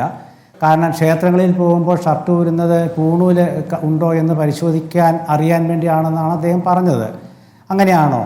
അങ്ങനെയാണെങ്കിൽ ഇപ്പോൾ ഈ പട്ടികജാതി വിഭാഗത്തിൽപ്പെട്ട തിരുവിതാംകൂർ കൊച്ചി ദേവസ്വം ബോർഡിലൊക്കെ ജോലി ചെയ്യുന്ന ശാന്തി പൂജാരിമാരുണ്ട്, ശാന്തിക്കാരുണ്ട്, അവർ പൂണൂലിടുന്നുണ്ട്. പൂണൂലിടുന്നത് എല്ലാവരും ഇടുന്നുണ്ട്. വിശ്വകർമ്മജർ പൂണൂലിടുന്നില്ലേ? എല്ലാവരും പൂണൂൽ ധരിക്കുന്നത് നമ്പൂതിരിമാരും ബ്രാഹ്മണരും മാത്രമല്ലല്ലോ, എത്രയോ പേരിടുന്നുണ്ട്. അപ്പോൾ അതെനിക്ക് തോന്നുന്നില്ല. കാരണം ക്ഷേത്രങ്ങളിൽ ആചാരം അനുസരിച്ചിട്ട് ലുങ്കി ഉടുക്കാൻ പാടില്ല, പാൻറ് ഇടാൻ പാടില്ല, ചിലയിടത്ത് ചുരിദാർ ഇടാൻ പാടില്ല, അങ്ങനെ ഒരുപാട് മറ്റേ ആചാരങ്ങളുണ്ട്. അതൊക്കെ മനുഷ്യനിങ്ങനെ ഇടയ്ക്ക് മാറ്റുമ്പോൾ ഗുരുവായൂർ അങ്ങനെ മാറ്റിയിട്ടുണ്ട്. ഈ ആചാരങ്ങളെ തകർക്കാനുള്ള ശ്രമമല്ലേ ഒരു തരത്തിൽ ശ്രീനാരായണ ഗുരു നടത്തിയിട്ടുള്ളത്? ശ്രീകുമാർ, ആചാരങ്ങളിൽ ഉറച്ചു നിൽക്കുക എന്ന് പറയുമ്പോൾ കേരളത്തെ ഭ്രാന്താലയം എന്നാണ് സ്വാമി വിവേകാനന്ദൻ പറഞ്ഞത്. അതിനുശേഷം ഇപ്പോൾ അയ്യങ്കാളി ആയാലും ഗുരുവായാലും നടത്തിയിട്ടുള്ള ശ്രമങ്ങൾ ഏത് രൂപത്തിലുള്ള മാറ്റങ്ങൾക്കാണ് ശ്രമിച്ചിട്ടുള്ളത്? ആ വിപ്ലവത്തെയാണ് ഇപ്പോൾ അത് വിപ്ലവമല്ല എന്ന രൂപത്തിൽ വ്യാഖ്യാനിക്കുന്നത്. അവിടെയാണ് ഈ സംശയം ഉയരുന്നത്. ഇപ്പോൾ പിന്നാക്കം നടക്കുക എന്നൊരു കാര്യമാണല്ലോ BJP നേതാക്കൾ പല ഘട്ടങ്ങളിലും പറഞ്ഞു വെച്ചിട്ടുള്ളത്. അതിനെ ശരിവെക്കുന്നുണ്ടോ ശ്രീകുമാർ? ഒരിക്കലുമില്ല. കാരണം BJP അങ്ങനെ പിന്നാക്കം നടക്കുന്ന ഒരു കാര്യമായിരുന്നല്ലോ അയോധ്യ ക്ഷേത്ര നിർമ്മാണം. അവിടെ ജനങ്ങൾ അംഗീകരിച്ചില്ലല്ലോ. അവിടെ BJPയെ തോൽപ്പിച്ചില്ലേ ഫൈസാബാദ് ഉൾപ്പെടുന്ന അയോധ്യയിൽ? അപ്പോൾ BJP അവരുടെ ഇതിലിപ്പോൾ അന്തിമമായിട്ട് സ്മൃതി രാഷ്ട്രീയമല്ലേ. ഇപ്പം മുഖ്യമന്ത്രി ഇന്ന് പറഞ്ഞത് എന്താണ്? ആരും നിർബന്ധിക്കേണ്ട, അത് സാഹചര്യം അനുസരിച്ച് ഇതൊക്കെ മാറി വരുന്നുള്ളത്. ശ്രീനാരായണ ഗുരുവിനെ കുറിച്ച് നമ്മുടെ മുമ്പിലുള്ളത് എന്താണ്? ഒരു ജാതി, ഒരു മതം, ഒരു ദൈവം, മനുഷ്യന്. ഇത്രേ ഉള്ളൂ ശ്രീനാരായണ ഗുരുവിൻ്റെ. അതിലെല്ലാം അടങ്ങിയിട്ടുണ്ട്. അതിനെ നമ്മൾ വ്യാഖ്യാനിച്ച് വികൃതമാക്കാതിരുന്നാൽ മതി. ഇവിടെ മുഖ്യമന്ത്രി പറയുമ്പോൾ ഒരു കാര്യം അദ്ദേഹം പറഞ്ഞത് എന്താണ്? ഈ ആചാരങ്ങളൊക്കെ മാറ്റണം, നല്ല കാര്യമാണ്. ചട്ടങ്ങളും ആചാരങ്ങളും മാറ്റിയ സാമൂഹ്യ പരിഷ്കർത്താവാണല്ലോ ശ്രീനാരായണ ഗുരു. ആ ശ്രീനാരായണ ഗുരുവിൻ്റെ SNDP യോഗത്തിൻ്റെ സെക്രട്ടറി ഇന്നെന്താ പറഞ്ഞത്? ഗുരു ദൈവമാണെന്നല്ലേ പറഞ്ഞേ? അപ്പോൾ നമ്മൾ ചർച്ച എവിടെത്തും? ശ്രീനാരായണ ഗുരു സാമൂഹ്യ പരിഷ്കർത്താവാണ് എന്നാണ് നമ്മൾ പഠിച്ചത്. പക്ഷേ ഗുരു ദൈവമാണെന്ന് പറയുകയാണ് SNDP യോഗത്തിൻ്റെ ജനറൽ സെക്രട്ടറി. അപ്പോൾ SNDP യോഗം സ്ഥാപിച്ച ശ്രീനാരായണ ഗുരുവിനെ കുറിച്ച് നമ്മൾ എന്താണ് ഇപ്പോഴത്തെ പുതിയ തലമുറ ധരിക്കുക? അതായത് ചട്ടമ്പി സ്വാമികളാണെങ്കിലും ശ്രീനാരായണ ഗുരുവാണെങ്കിലും അയ്യങ്കാളിയാണെങ്കിലും സാമൂഹ്യ പരിഷ്കരണത്തിൽ മുന്നിട്ടിറങ്ങി പ്രവർത്തിച്ചവരാണ്. മുഖ്യമന്ത്രി അവരെ കുറിച്ച് പറയുമ്പോൾ മുഖ്യമന്ത്രി കമ്മ്യൂണിസ്റ്റുകാരെ ഒരു ചിന്തയുണ്ട്. അവരുടെ ഓർഗനൈസേഷണൽ എത്തിക്സ് ഉണ്ടല്ലോ, അതുപ്രകാരം വ്യക്തിഗതമായ അഭിപ്രായങ്ങൾക്ക് സ്ഥാനമില്ല. കൂട്ടായെടുക്കുന്ന ശാസ്ത്രീയമായ തീരുമാനങ്ങളാണ് കമ്മ്യൂണിസ്റ്റുകൾ നടപ്പാക്കേണ്ടത്. ഇവിടെ മുഖ്യമന്ത്രി ഭരണാധികാരിയാണെന്നുണ്ടെങ്കിൽ അദ്ദേഹം നടപ്പാക്കാനാണ് ശ്രമിക്കേണ്ടത്. അദ്ദേഹം നടപ്പാക്കുമോ? ഇതിൽ പാർട്ടി മുഖ്യമന്ത്രിയുടെ വ്യക്തിപരമായ അഭിപ്രായം ആ പ്രസംഗത്തിൽ അവസാനിച്ചു. അതിൽ പാർട്ടി എന്താ ഇതുവരെ പറഞ്ഞത്? പാർട്ടി എന്താ ഇനി പറയാൻ പോകുന്നത്? ഇനി അത് മാത്രമല്ല, ഈ മറ്റേ അന്ധവിശ്വാസത്തിനും അനാചാരത്തിനും എതിരെ ഒരു ബില്ല് കൊണ്ടുവരാമെന്ന് പറഞ്ഞില്ലേ നമ്മുടെ CPM ഗവൺമെൻറ്? ആ ബില്ല് എവിടെ എത്തി? അപ്പോൾ ഇവർക്ക് പ്രസംഗിക്കുക, തരം പോലെ പ്രസംഗിക്കാം. ഏതാണോ വേദി, NSS വേദിയാണെങ്കിൽ ചട്ടമ്പി സ്വാമി, ശിവഗിരിയുമായി ബന്ധപ്പെട്ട വേദിയാണെങ്കിൽ ഇങ്ങനത്തെ ധർമാശ്രമവും അതുപോലെ സനാതനവും ശ്രീനാരായണ ഗുരുവും. അതല്ലാതെ എന്താ ഉള്ളത്? നേരെ മറിച്ച് നമ്മുടെ നാട്ടിലൊരു മാറ്റം കൊണ്ടുവരണമെന്ന് ഉദ്ദേശമുണ്ടെങ്കിൽ CPMൻ്റെ പാലക്കാട് പ്ലീനത്തിൻ്റെ തീരുമാനങ്ങളെങ്കിലും അവർ നടപ്പാക്കണം. അവർക്ക് ഓർമ്മ വേണം, നടപ്പാക്കിയില്ലെങ്കിലും. പാർട്ടി കോൺഗ്രസ് കാലാകാലങ്ങളിൽ ചേർന്നിട്ടെടുക്കുന്ന ചില മതേതര വിശ്വാസങ്ങളും അന്ധവിശ്വാസങ്ങളെ കുറിച്ചുള്ള ചിന്തയുണ്ടല്ലോ, അതൊക്കെ എവിടെ പോയി? രാമായണ മാസമാകുമ്പോൾ രാമായണം വായിക്കുന്ന CPM നേതാക്കൾ ഇന്ന് വൈറലാവുകയല്ലേ? അപ്പോൾ ഇങ്ങനത്തെ ഒരു അവസ്ഥയിൽ ഞാൻ നേരത്തെ പറഞ്ഞത് അവരുടെ സംഘടനാപരമായ എത്തിക്സ് അനുസരിച്ചിട്ട് അവർക്ക് അവരുടെ വ്യക്തിപരമായ അഭിപ്രായങ്ങൾക്ക് ഒരു സ്ഥാനവുമില്ല. ആ നിലയ്ക്ക് മുഖ്യമന്ത്രി എന്ന് പറഞ്ഞതിന് ഒരു കാര്യവുമില്ല. പക്ഷേ ഭരണാധികാരി എന്ന നിലയ്ക്കാണ് അദ്ദേഹം പറഞ്ഞതെങ്കിൽ അദ്ദേഹം ആരെ നിർബന്ധിക്കരുതെന്നാണ് പറഞ്ഞത്. എങ്ങനെയാണ്? ഒരു വ്യവസ്ഥിതിയിൽ നിന്നുകൊണ്ടാണ് മുഖ്യമന്ത്രി അഭിപ്രായം പറയുന്നത്. എന്താണ് ആ വ്യവസ്ഥാപിതമായ സംവിധാനം? ദേവസ്വം ബോർഡ്. ആ ദേവസ്വം ബോർഡിലെ കൊച്ചി, തിരുവിതാംകൂർ, മലബാർ ദേവസ്വങ്ങൾ ഭരിക്കുന്നത് CPM നേതാക്കളല്ലേ? CPM-ന്റെ സംസ്ഥാന കമ്മിറ്റി അംഗമായിരുന്നില്ലേ തിരുവിതാംകൂർ ദേവസ്വം ബോർഡ് മെമ്പർ? അപ്പോൾ പാർട്ടി എടുത്ത നടപടി എങ്ങനെയാണ്, പാർട്ടിയുടെ തീരുമാനം, പാർട്ടിയുടെ ആശയങ്ങൾ എങ്ങനെയാണ് നടപ്പാക്കുക? ആ സംവിധാനത്തിൽ നിന്ന് ആദ്യം മാറണം. കുറഞ്ഞ പക്ഷം ദേവസ്വം ബോർഡ് ഭരണമെങ്കിലും മറ്റാരെങ്കിലും ഏൽപ്പിക്കണം. അതില്ലാത്രത്തോളം കാലം ഇവർ പറയുന്നതിൽ എന്താ അർത്ഥമുള്ളത്? ഇവർക്ക് ഇപ്പോൾ അവർ പറയുന്നത് ക്ഷേത്രങ്ങളിൽ കടന്നിരിക്കാം, ക്ഷേത്ര ഭാരവാഹികളാകാം CPM പ്രതിനിധികൾക്കെന്നാണ്. അങ്ങനെയാണോ അവർ മുമ്പ് പറഞ്ഞിരുന്നത്? കമ്മ്യൂണിസ്റ്റുകളെ കുറിച്ചുള്ള വിശ്വാസം എന്താണ്? അവർ ഈശ്വര ചിന്തയ്ക്ക്, അതായത് അവർ യുക്തിവാദി ചിന്തയെ പ്രോത്സാഹിപ്പിക്കുന്നവരാണെന്നാണ്. ഇവിടെ CPM നേതാക്കളും കമ്മ്യൂണിസം ഒരു ഉൽപ്പന്നമാണ്, അത് എല്ലാവരും വിറ്റഴിക്കേണ്ടതുണ്ട് എന്നുള്ളൊരു ബോധമാണ് ഇപ്പോൾ കമ്മ്യൂണിസ്റ്റ് പാർട്ടിക്കുള്ളത്. അപ്പോൾ എല്ലാവരിലേക്കും എത്തിച്ചേരേണ്ടതുണ്ട്. അത് വിശ്വാസികളിലേക്കും എത്തിച്ചേർന്നാലാണ്, അതുകൂടിയാണ് വോട്ട്. അപ്പോൾ അതിൽ പ്രായോഗിക രാഷ്ട്രീയത്തിലേക്ക് കൂടിയാണ് കമ്മ്യൂണിസ്റ്റ് പാർട്ടി പോകുന്നത്. അതിനെ കുറ്റപ്പെടുത്താൻ കഴിയുമോ ശ്രീ എൻ ശ്രീകുമാർ? ഒരു വട്ടത്തിൽ നിന്നാൽ മതി എന്ന് പറയും നിങ്ങൾ ഒരു ഘട്ടത്തിൽ, അതല്ലെങ്കിൽ നിങ്ങൾ പറയും കമ്മ്യൂണിസ്റ്റ് ചിന്താഗതി അങ്ങനെ ഇരുമ്പ് ചട്ടയ്ക്കുള്ളിൽ നിൽക്കുന്നു, അതിന് പുറത്തേക്ക് വരുന്നില്ല എന്ന് പറയും. നിങ്ങൾക്ക് തോന്നുന്ന രീതിയിൽ നിങ്ങൾ അതിനെ വ്യാഖ്യാനിക്കരുത്. നോക്കൂ സ്മൃതി, MRC CPM-ന്റെ നല്ല കമ്മ്യൂണിസ്റ്റ് നേതാവാണല്ലോ. MRCയിൽ എഴുതിയൊരു പുസ്തകത്തിൽ പറഞ്ഞിട്ടുണ്ട്, അതായത് കമ്മ്യൂണിസ്റ്റ് പാർട്ടിയിലെ നേതാക്കൾ ഒരു തട്ടിലും മറ്റേ അനുഭാവികൾ വേറൊരു തട്ടിലുമാണെന്ന്. അതായത് ഈ ക്രൈസ്തവ സഭയിലെ വൈദികരും അൽമായരും എന്നൊക്കെ പറയുന്നത് പോലെ. അപ്പം നേതാക്കളെ നിങ്ങൾ അറിഞ്ഞോ? നേതാക്കൾ ക്ഷേത്രങ്ങളിൽ പോയാൽ അവർ കൈകൂപ്പുന്നില്ല, അവർ വിശ്വാസിയാകുന്നില്ല. നേരെ മറിച്ച് അണികളോ അവരെല്ലായിടത്തും പോകുന്നു, വിശ്വാസികളാകുന്നു. അപ്പോൾ ഇതെങ്ങനെ പൊരുത്തപ്പെട്ടു പോകും? അപ്പോൾ അതുകൊണ്ടാണ് ഞാൻ പറഞ്ഞത്, കമ്മ്യൂണിസ്റ്റ് പാർട്ടികൾ അവരുടെ നയം മാറ്റിയിട്ടുണ്ടോ എന്ന് അവർ പറയട്ടെ. ഗോവിന്ദ മാഷ് ഇടയ്ക്ക് വൈരുദ്ധ്യാത്മക ഭൗതികവാദത്തെക്കുറിച്ചൊക്കെ പറയുമ്പോഴും ഞാനീ പറഞ്ഞ നിസ്സാര കാര്യമാണത്. അവരുടേതായ ആശയവും ചിന്താഗതിയും ഉള്ളതുകൊണ്ട് ഗുരുവിനെ വ്യാഖ്യാനിക്കാൻ കമ്മ്യൂണിസ്റ്റ് പാർട്ടിക്ക് യാതൊരു അവകാശവുമില്ല എന്ന രൂപത്തിലാണോ അതിനെ മനസ്സിലാക്കേണ്ടത്? BJP-ക്കാകാം, പക്ഷേ കമ്മ്യൂണിസ്റ്റ് പാർട്ടിക്ക് ആയിക്കൂടാ എന്നാണോ? ഞാനങ്ങനെ പറഞ്ഞില്ലല്ലോ. ഞാൻ ചോദ്യമാണ്. ഞാൻ അങ്ങനെയല്ലല്ലോ പറഞ്ഞത്. ഞാൻ അങ്ങനെയല്ല പറഞ്ഞത്. ഞാൻ പറഞ്ഞ ശ്രീനാരായണ ഗുരുവിനെ കുറിച്ച് പറയുമ്പോൾ ശ്രീനാരായണ ഒരു സാമൂഹ്യ പരിഷ്കർത്താവാണ് എന്ന് CPM കരുതുന്നുണ്ടെങ്കിൽ കേരളത്തിൽ അവർ കൊണ്ടുവന്ന അന്ധവിശ്വാസത്തിനെതിരായ ബില്ല് എവിടെ? അതെങ്കിലും അവർ പറയട്ടെ. ഞാൻ പറഞ്ഞ പ്രസംഗം ആർക്കും പറ്റും. അതാ ഞാൻ ഈ വർത്തമാനകാലത്തെ ഒരു പ്രധാനപ്പെട്ട പ്രശ്നം തന്നെയാണ്. താങ്കൾ പറഞ്ഞ ഒരു കാര്യം ശരിയാണ്. ഇവിടെ വനിതാ മതിലടക്കം കൊണ്ടുവന്നു. ശബരിമല സ്ത്രീ പ്രവേശനവുമായി ബന്ധപ്പെട്ട ആദ്യം പുരോഗമന നിലപാടെടുത്തു. അതിനുശേഷം തെരഞ്ഞെടുപ്പ് ഘട്ടത്തിലായപ്പോഴേക്കും വീടുകൾ കയറി ഞങ്ങൾക്കൊരു പിഴവ് പറ്റിയെന്ന് പറയേണ്ടി വരുന്ന ഒരു സാഹചര്യത്തിലേക്ക് അതാണ് ഇപ്പോഴത്തെ രാഷ്ട്രീയ സാഹചര്യം, കേരളത്തിലെ വർത്തമാന സാഹചര്യം എന്നുള്ളതും പ്രധാനപ്പെട്ട വിഷയമാണല്ലോ. ശ്രീ ജയസൂര്യൻ എല്ലാം കുറിച്ചു വെച്ചിട്ടുണ്ട് മറുപടികൾ. ശ്രീ ജയേന്ദ്രനുള്ള മറുപടിയും ശ്യാംകുമാറിനുള്ള മറുപടിയും ഒക്കെ എഴുതി വെച്ചിട്ടുണ്ടെന്നാണ് മനസ്സിലാക്കുന്നത്. ഞാൻ വരാം, മടങ്ങിയെത്താം. അഡ്വക്കേറ്റ് എസ് ജയസൂര്യൻ, ഇന്നിപ്പോൾ പിണറായി വിജയന്റെ പ്രസംഗത്തിൽ പറഞ്ഞ ഒരു കാര്യം, സനാതന ഹിന്ദുത്വം ആണ് ഇപ്പോൾ സാമൂഹിക പ്രശ്നങ്ങൾക്കുള്ള ഏക പോംവഴി എന്ന നിലയ്ക്കാണല്ലോ BJP ആവർത്തിച്ച് പറഞ്ഞുകൊണ്ടിരിക്കുന്നത്. ലോകാ സമസ്ത സുഖിനോ ഭവന്തു, അത് നിങ്ങൾ ആവർത്തിച്ച് പറയുന്നു. പക്ഷേ അതിന് തൊട്ട് മുൻപുള്ള വരി നിങ്ങൾ തമസ്കരിക്കുകയും അല്ലെങ്കിൽ ബോധപൂർവ്വം മറച്ചു വെക്കുകയും ചെയ്യുകയാണ്. ഗോബ്രാഹ്മണഭ്യോ ശുഭസ്തു നിത്യം എന്നതാണ് തൊട്ടു മുൻപുള്ള ആ വരി.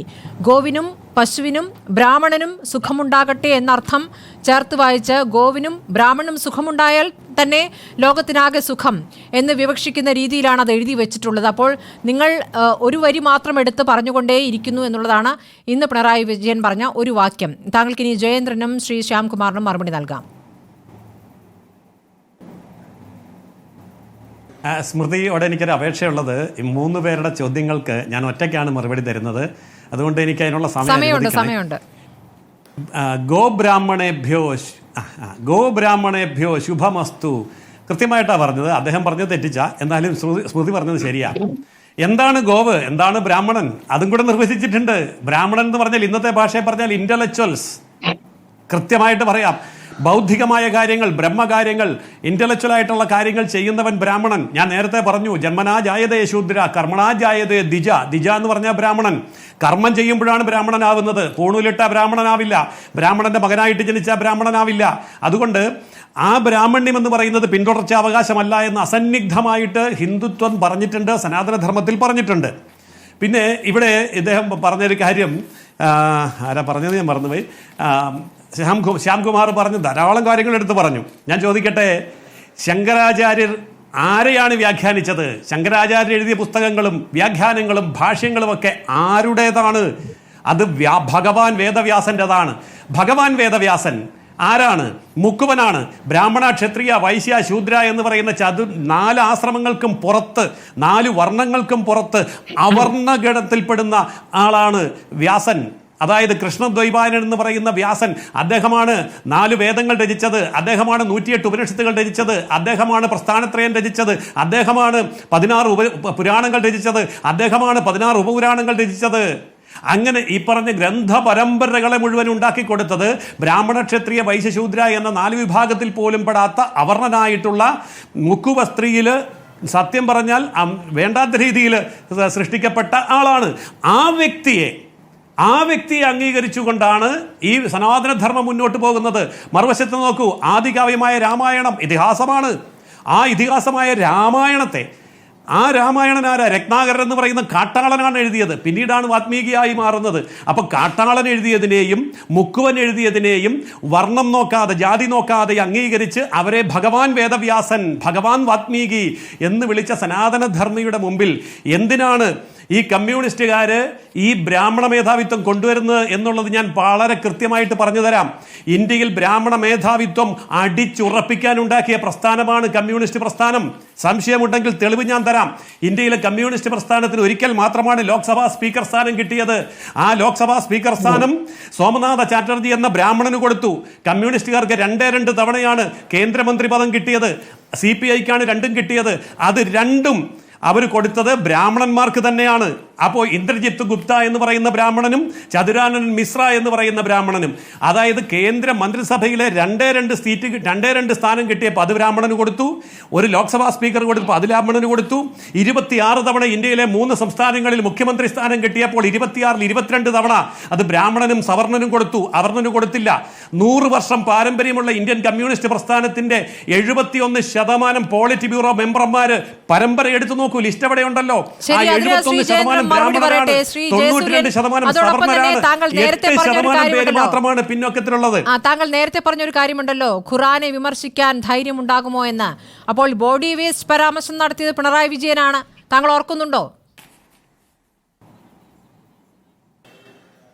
അല്ല സ്മൃതി, ഞാൻ അതിലേക്ക് വരാം. ഞാൻ ഒന്ന് പറഞ്ഞു തീർത്തോട്ടെ. എന്നോട് ഒത്തിരി ചോദ്യം വന്നു, അതുകൊണ്ടാണ്. അതുപോലെ പല മതസാരവും ഏകം സദ് വിപ്രാ ബഹുധാ വദന്തി എന്നുള്ളതിൻ്റെ മലയാളമാണ് ഈ പല മതസാരവും ഏകം എന്ന് പറയുന്നത്. ഇത് സനാതനധർമ്മം വളരെ മുമ്പേ പറഞ്ഞിട്ടുണ്ട്. അതുപോലെ തന്നെ ഇവിടെ ചോദിച്ചല്ലോ, ഗുരുവായൂരിലും ശബരിമലയിലുമൊക്കെ മറ്റുള്ള ആൾക്കാരെ, അതായത് ബ്രാഹ്മണരല്ലാത്തവരെ കയറ്റി പൂജിപ്പിക്കാമോ എന്ന്. ഇത് ചോദിക്കാനല്ലേ കമ്മ്യൂണിസ്റ്റുകാരന് കഴിയൂ? ഇത് ചെയ്തവരാണ് ഞങ്ങൾ. അതായത് കേരളത്തിൽ RSSന്റെ അല്ലെങ്കിൽ BJPയുടെ സംഘപരിവാറിൻ്റെ പ്രസ്ഥാനങ്ങൾ നടത്തുന്ന ഒരു സ്ഥാപനമുണ്ട്. നമ്മുടെ ആലുവയിലെ പറവൂര്. പുരാണം ഇതിഹാസമല്ല, ഇപ്പോൾ നിലനിൽക്കുന്ന ഒരു സ്ഥാപനമുണ്ട്. ആ സ്ഥാപനത്തിലാണ് ബ്രാഹ്മണരല്ലാത്തവരെ ആദ്യമായിട്ട് തന്ത്രവിദ്യ പഠിപ്പിച്ചത്, പൂജ പഠിപ്പിച്ചത്.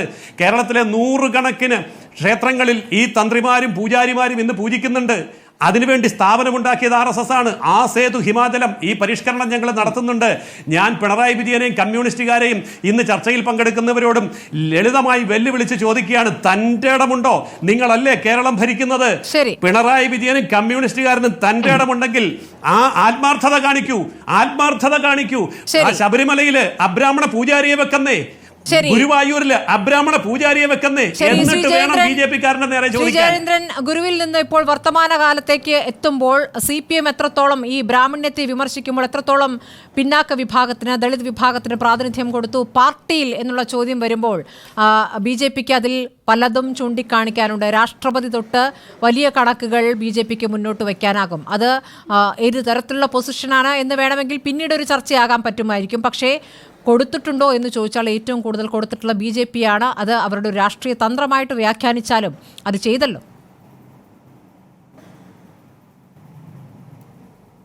എന്നോടാണോ? അതെ.